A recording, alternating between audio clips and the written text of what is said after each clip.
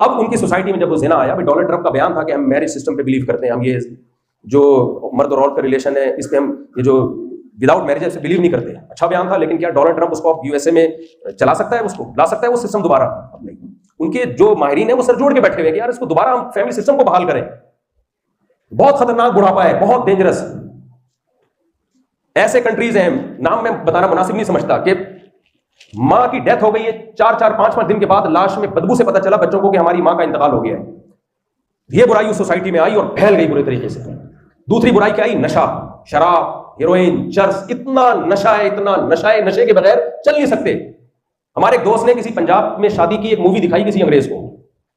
اب وہ پنجاب کے لوگ ڈانس کر رہے ہیں نا شادی میں، وہ جو اسٹائل ہوتا ہے ناچنے کا. تو کہتے ہیں میں نے جب گورے کو دکھائی، گورے نے کہا کہ یار یہ لوگ کیا انہوں نے پی بھی ہے کیا؟ اس نے کہا نہیں بھائی ہم مسلمان ہیں، پیتے پیتے نہیں ہیں. وہ الگ بات ہے کہ ڈانس کر لیتے ہیں، اپنی مرضی کا اسلام ہے خیر، لیکن اتنے برے نہیں ہے کہ پینا شروع کر دیں، پیتے پیتے نہیں ہیں. اس نے کہا یار یہ بغیر پیے پھر اتنے خوش کیسے ہیں؟ یہ بغیر پیے اتنے خوش کیسے ہیں کہ ناچ رہے ہیں؟ تو میں نے کہا یار اس سے جب دوبارہ ملاقات ہو تو اس سے کہو ہماری سوسائٹی میں ایسے لوگ بھی ہیں، آپ کو تو اس پہ حیرانگی ہو رہی ہے کہ یہ بغیر پیے خوش کیسے ہیں، ڈانس کر رہے ہیں. بتاؤ ہمارے ایسے لوگ بھی جو بغیر ناچے بھی خوش رہ سکتے ہیں. ان کو خوش رہنے کے لیے ناچنے کی بھی ضرورت نہیں ہے. تو یہ اس سوسائٹی میں یہ برائی آئی ہے، نشہ، شراب. بہت ساری مثالیں میں اب سمیٹ رہا ہوں بات کو. اب ہوا یہ تھا کہ وہ ہمارے بڑے سمجھے جاتے ہیں، وہ لیڈر سمجھے جاتے ہیں، وہ ان کے جو سیارے ہیں، ان کے جو راکٹ ہیں وہ کہاں کہاں جا رہے ہیں، انہوں نے کیا کیا چیزیں ایجاد کر لی، لیکن ان سے یہ اخلاقی برائیاں چھوٹ نہیں رہی. تو انہوں نے کیا کیا، ان اخلاقی برائیوں کو ختم کرنے کے بجائے ان کا لیبل کیا کر دیا؟ چینج. اور اس کا نام دے دیا آزادی. کیا نام دے دیا؟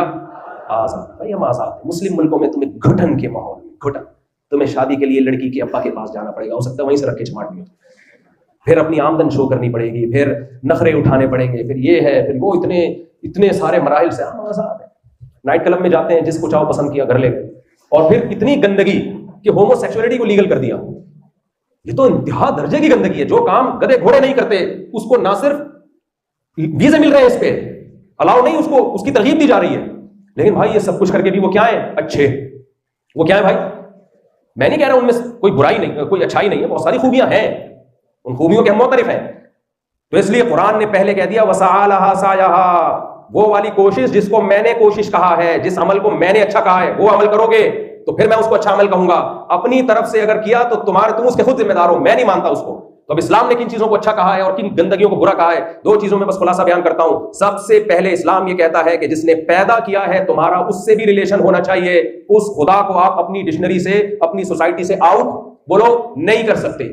یہ نہیں ہو سکتا کہ جس نے پیدا کیا اس گاڈ کو آپ بالکل بھول جاؤ اور اس کی کوئی سوسائٹی میں کوئی حیثیت ہی نہ ہو. اس لیے اسلام نے نماز کا نظام قائم کیا، حج کا، عمرے کا، اور یہ سارے احکام جو رمضان کے روزے دیے. پھر اسلام نے کہا جس خدا نے پیدا کیا ہے مخلوق کے ساتھ بھی تمہارا ریلیشن اچھا ہونا چاہیے. پھر دیکھو مخلوق کے ریلیشن میں بھی اللہ نے ایک ایک ریلیشن کو ایکسپلین کیا ہے. غیر مسلموں کے ہاں، غیر مسلموں سے میری مراد مغربی دنیا میں 2 ریلیشن ہیں، human rights, women rights, human rights, women rights. جب اس کی ڈیٹیل میں جاتے ہو تو کچھ بھی نہیں ہے. عورت کے حقوق، مردوں کے حقوق، عورت کے حقوق. بھائی کیا کرنا ہے عورت کے حقوق میں؟ انٹی سے آرام سے احترام سے بات کرنی ہے، یہ حقوق ختم. بس کسی خاتون کو آپ تیز آواز میں بات نہیں کر سکتے، ڈانٹ نہیں سکتے، اس کو مار نہیں سکتے، بہت اچھی بات ہے. مردوں کے حقوق کیا ہے بھائی؟ بس یہی حقوق ہیں جو چل رہے ہیں، یہی حقوق ہیں. اور کیا ہے؟ یہ کیا حقوق ہے بھائی؟ یہ حقوق کا منجن ہے. منجن سمجھتے ہو؟ اسلام نے بتایا کہ عورت اگر بیٹی کی شکل میں ہے تو تمہاری وراثت میں سے اس کو حصہ ملے گا. انگریز نے یہ حق بیٹی کو بولو نہیں دیا. بس بات کو میں ختم کر رہا ہوں. انگریز نے یہ حق بیٹی کو بولو نہیں دیا. یہاں ایک اشکال ہوتا ہے کہ بیٹی کو آدھی وراثت اور بیٹے کو دگنی کیوں دی ہے؟ آپ 3 کروڑ روپے تھے آپ کے پاس اور آپ مر گئے، خوشی سے مرے یا ٹینشن سے مرے، آپ مر گئے. ایک بیٹے کو 2 کروڑ ملیں گے، بیٹی کو کتنا ملے گا؟ 1 کروڑ. انگریز نے اس پہ اعتراض اٹھایا، یار تم نے عورتوں کو پیچھے رکھا ہوا ہے، بیٹی کو آدھا دے رہے ہو. حالانکہ دیکھو 1 روپیہ بھی نہیں رہے. ایک ہندو لڑکی نے مجھے بہت 5-6 سال پرانی بات ہے انڈیا سے فون کیا اور کہا ہم غیر مسلم ہیں، یہ لوگ اسلام پہ اعتراض کرتے ہیں، ہمارے رشتے دار کے اسلام نے بیٹی کو آدھی وراثت دی اور کہہ رہی ہمیں 1 روپیہ نہیں ملتا باپ کی وراثت سے. آپ آدھا تو دے رہے ہو، لیکن آپ دیکھو اسلام نے عورت پہ کتنا احسان کیا. 1 کروڑ بیٹی کو دیے اور 2 کروڑ بیٹے کو. بیٹے پہ ذمہ داریاں 10 کروڑ کی ڈال دی. جب نکاح ہوگا تو اسلام نے ولیمے کا کھانا رکھا ہے، بارات کا کوئی کھانا نہیں ہے اسلام میں. تو وہ خرچہ کون اٹھائے گا؟ لڑکا اٹھائے گا. اس کا نان نفقہ جس میں پورا گھر کا سامان، گیس بجلی کا بل، کھانا پینا، بچوں کی ڈلیوری کا خرچہ، ان کی تعلیم کا خرچہ، یہ ٹوٹلی کس کے ذمہ رکھا ہے اسلام نے؟ بولے بھائی شوہر کے ذمہ رکھا ہے. وہ 2 کروڑ دے کے خرچہ کتنا کرا دیا؟ 10 کروڑ کا. اور لڑکی کو جو 1 کروڑ روپے دیے اس میں اس کے ذمے اپنے بچوں کا خرچہ بھی نہیں ہے جن بچوں کو وہ جنتی ہے. تو ٹوٹلی سیو کر دیے. اس کو کہتے ہیں حقوق. باتیں کرنے پر گورنمنٹ کی طرف سے حقوق کی باتیں ہیں اور یہ کوئی پابندی نہیں ہے بھائی. حقوق دے کے دکھاؤ، وہ اسلام نے دیے ہیں. تو ویمن رائٹس کے ہے بیٹی کا کوئی حق نہیں ہے. اللہ نے یہ کہا کہ اگر وہ عورت بیوی کی صورت میں ہے تو ساری زندگی کی رسپانسبلٹی اس کی کس کی ہے؟ بولو شوہر کی. خود سوچو تیرا کیا ہوگا کالیا. میں لوگوں سے ایک بات کہتا ہوں، گرل فرینڈ کا نہیں ہے اسلام میں، کیونکہ اس میں آپ عورت سے اپنی خواہش پوری کرتے ہو، اس کو معاوضہ کیا ملتا ہے؟ کچھ بھی نہیں ملتا، کوئی ذمہ داری نہیں آپ اٹھاتے. بیوی بنا کے اسلام نے کہا عورت کی طرف جانا ہے، بیوی بنا کے لاؤ. بیوی بننے سے پتہ کیا ہوتا ہے؟ اس کا ابا آپ کا کیا بن جاتا ہے؟ سسر. ٹینشن ہے یا نہیں ہے؟ اس کی ماں کیا بن جاتی ہے؟ ساس. اس کے بھائی کیا بن جاتے ہیں؟ سالے. میرے پاس ہول سیل کے حساب سے سالے ہیں. ایک سالہ ٹینشن دینے کے لیے کافی ہے، جس کو سالہ کہتے ہیں، اور میرے پاس کنٹینر ہے سالوں کا. پھر بھی آپ ہماری ہمت دیکھو. گرل فرینڈ میں کیا ہے بھائی؟ گرل فرینڈ میں کیا ہے؟ عورت کو حق نہیں ملتا، عورت بیوقوف بنتی ہے، وہ بیوقوف بنتی ہے. اسلام نے عورت کے حق کے لیے کہا کہ بھائی نکاح کی طرف جاؤ، انلیگل ریلیشن مت رکھو کسی سے. تو پابندیاں جکڑ دی. عورت ماں کی صورت میں ہے تو اسلام نے اس کے حقوق بیان کیے کہ جب یہ بوڑھی ہو جائے، قل ما انفقتم من خیر فللوالدین، تمہاری اگر ارننگ شروع ہوئی ہے تو سب سے پہلا حق اس میں کس کا ہے؟ والدین کا. انگریز کیا کرتے ہیں؟ اولڈ ہاؤس بنایا ہے، لے جاؤ یار. فادر ڈے کے موقع پر وہ فون کر لیں گے، ہاؤ ڈیڈ ہاؤ فائن، اس طرح ڈیڈ اسی میں بیچارہ خوشی سے بے ہوش ہو جاتا ہے. نارمے میں ہمارے دوست نے بتایا کہ میرا دوست گورا ہے، اتنا نالائق، کہتے ہیں فادر ڈے کے موقع پر اس نے فون کیا، ابا نے اتفاق سے فون نہیں اٹھایا تو مجھے فون کر کے کہہ رہا ہے کہ کیک رکھ کے میرے ابا کے دروازے پر رکھ کے بیل بجا دینا، تمہارے بیٹے نے بھجوایا ہے. یعنی دوبارہ فون بھی اب اگلے سال ہوگا. ویسے نائس ٹو میٹ یو، اور ہر ایک سے ایسے مل رہے ہوتے ہیں. بھائی ایک ایئر ہوسٹس کے اخلاق ہوتے ہیں، ایک آپ کے جو پریکٹیکل لائف میں اخلاق ہوتے ہیں، دونوں میں بہت فرق ہوتا ہے.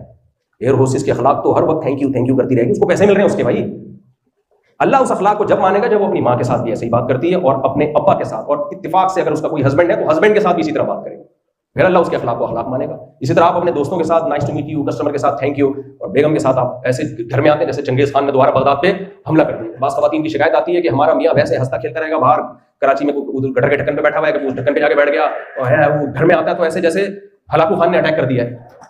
تو نبی نے فرمایا خیارکم لاہلکم، اخلاق کا پتہ جب چلے گا جب تم سب سے زیادہ اچھے اخلاق تمہارے اپنے گھر والوں کے ساتھ.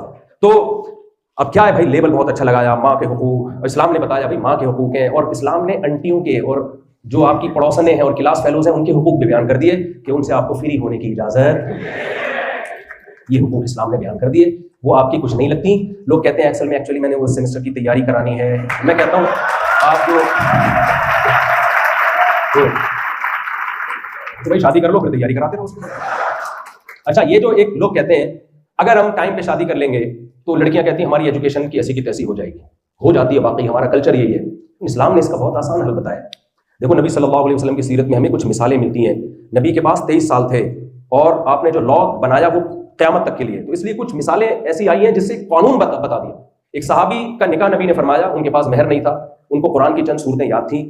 صحیح بخاری کی حدیث، آپ نے فرمایا زوجتکھا بما معک من القرآن، میں تمہارا نکاح اس خاتون سے اس شرط پہ کرا رہا ہوں جو قرآن تمہیں یاد ہے ان کو سکھا دوں. یہ تعلیم ہے یا نہیں ہے؟ لڑکی اس پہ شادی کرے، بھائی میری میڈیکل کالج کی تعلیم ابھی 2 سال باقی ہے، میں اس شرط پہ شادی کر رہی ہوں، باقی 2 سال کا خرچہ تیرا باپ اٹھائے گا. نہیں یاری سمجھ میں میرا خیال ہے، باقی 2 سال کی تعلیم کا خرچہ کون اٹھائے گا؟ یعنی تو اٹھائے گا، جس کو میں پیار سے تیرا باپ کا مطلب تو اٹھائے گا. اس سے پتہ بھی چل جائے گا کہ یہ آپ سے شادی کرنے میں ذمہ داری اٹھانے کے لیے تیار ہے یا نہیں ہے. سسرال کو ریڈی میڈ ڈاکٹر چاہیے، نہ سسرال کہتا ہے خرچہ ماں باپ کا ہو، اور جو ارننگ ہے، جو فائدہ ہے وہ کون اٹھائے؟ سسرال. یہ نہیں ہوتا بھائی. آپ اپنی بچی کو پڑھائیں، جب شادی کا ٹائم آئے، کوئی اچھا رشتہ آئے، بولے بھائی ہم نے یہاں تک پڑھا دیا ہے، اب باقی کون پڑھائے گا؟ آپ پڑھا. اس کلچر کو پروموٹ کریں سوسائٹی میں، اور اس میں مرد پہلے ذمہ داری اٹھائے. مرد ذمہ داری اٹھائے. مجھے ریڈی میڈ ڈاکٹر نہیں چاہیے، مجھے اگر آپ کے 2 سال باقی ہیں 3 سال باقی ہیں، کوئی بات نہیں یار، دونوں جائیں گے اکٹھے پڑھنے کے لیے، باقی خرچہ میں اٹھاؤں گا. وہ پیڑے کھانے کے لیے ہر آدمی تیار بیٹھا ہوا ہے، خرچہ اٹھانے کے لیے کوئی تیار نہیں ہے. تو اسلام نے بھائی یہ سب چیزیں بتائی ہیں، ریلیشن کے بھی حقوق بیان کیے اسلام نے، اور پورا ایک دائرہ کھینچ دیا اور بتایا کہ اس کے علاوہ جتنے عمل ہیں وہ پاک نہیں ہیں، وہ سارے کیا ہیں؟ ناپاک عمل. تو کلوا من الطیبات، کھاؤ بھی پاکیزہ، جسم سے نکلنے والا عمل بھی کیا ہونا چاہیے؟ پاک. معاہدوں کو توڑنا ناپاکی، جھوٹ بولنا ناپاکی. نبی نے فرمایا جو شخص جھوٹ بولتا ہے اتنی سخت بدبو اس کے منہ سے آتی ہے جو 40 میل تک جاتی ہے، کما قال صلی اللہ علیہ وسلم. وہ بدبو ہمیں محسوس نہیں ہو رہی، لیکن یہ گندا عمل ہے جھوٹ بولنا. تو یہ ہے بھائی وہ پابندیاں جو اسلام نے لگائی ہیں. تو یہ پابندیاں ہمیں ٹینشن دینے کے لیے نہیں، ہمیں ایک صاف ستھرا انسان بنانے کے لیے. امید ہے جتنی گرلز یہاں بیٹھی ہیں، جتنے بوائز یہاں بیٹھے ہیں، اور جتنے ٹیچر ہیں ان سب کا میں بہت احترام کرتا ہوں، جو ٹیچرز ہیں خاص طور پر. اور یہ بھی ایک بہت بڑی مصیبت ہے ہماری سوسائٹی میں، ٹیچروں کا احترام بھی نکل گیا ہے. بہت غلط ہے. ہم نے بھی اسکول پڑھا بھائی، اتنا زیادہ ہم احترام کرتے تھے ٹیچرز کا. مجھے یاد ہے ایک ٹیچر کی میں نے گھر میں آ کے شکایت کی تھی تو میرے بھائی نے کتنا ڈانٹا تھا مجھے. وہ دیکھ رہے تھے بھائی یہ تمیز ختم ہو جائے گی اگر یہ ٹیچر کی برائی کر رہا ہے. تو یہ سب چیزیں سکھائی جاتی تھی پہلے سوسائٹی میں، جس سے آپ علم حاصل کر رہے ہیں تو آپ کو اس کو رسپیکٹ دینی پڑے گی، آپ کو اس کو احترام دینا پڑے گا. بدتمیز آدمی کو تھوڑا بہت لونڈے لپاڑے کچھ ہنس لیتے ہیں، خوش ہو جاتے ہیں، دیکھا کیسا جواب دیا سر کو اس نے، خاموش کرا دیا. کچھ بدتمیز قسم کے بد اخلاق ہوں گے جو آپ کی تعریف کریں گے. جو صحیح تہذیب یافتہ لوگ ہیں ان میں آپ کی حیثیت 2% کی نہیں رہے گی. تو ایک مہذب لوگ بنے، بڑے چھوٹے کا فرق کریں. جو بڑا آدمی ہے، جو بڑے لوگ ہیں، آپ کی ٹیچر ہے، آپ اس کو رسپیکٹ دینا سیکھیں. بڑے اور چھوٹے میں فرق یہ ہوتا ہے اسلام میں کہ جو بڑا شخص ہوتا ہے اس کی غلطیوں کو اگنور کیا جاتا ہے. انتقام اپنے جیسوں سے لیا جاتا ہے، اپنے بڑوں سے نہیں لیا جاتا. تو اللہ تعالیٰ جو باتیں میں نے کی مجھے بھی عمل کی توفیق عطا فرمائے اور آپ سب کو بھی. جزاکم اللہ تعالیٰ احسن.